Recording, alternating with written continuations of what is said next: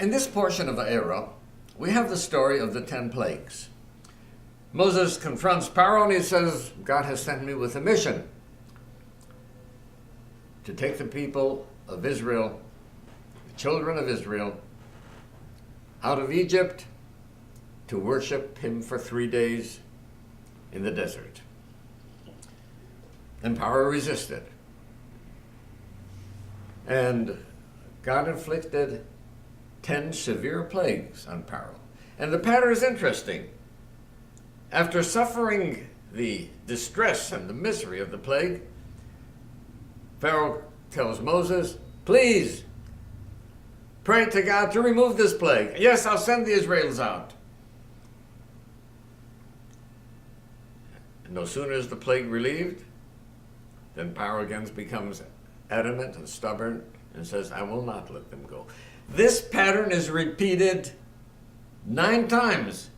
And not until after the plague of the death of the firstborn does Pharaoh finally concede and say, take them out, they may go. Some people don't understand how Pharaoh could do that. I understand it very well. Because you see, for decades, I've been treating alcoholics. And this is the pattern, typical pattern of the alcoholic. Drinking gets him into trouble of one kind or another. And he swears, I will never touch another drop. And within a few weeks, he's drinking again.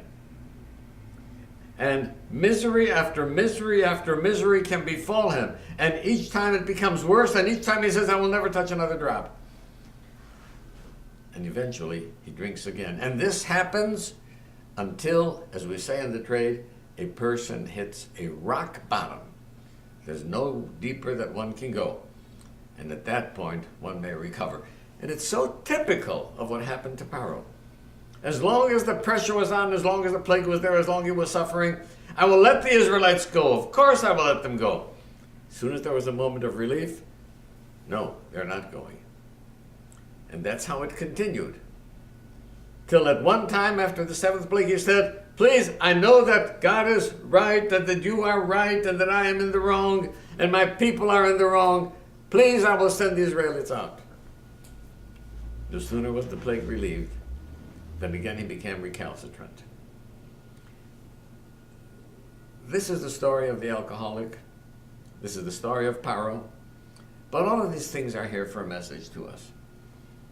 We have to be careful that we are not like that.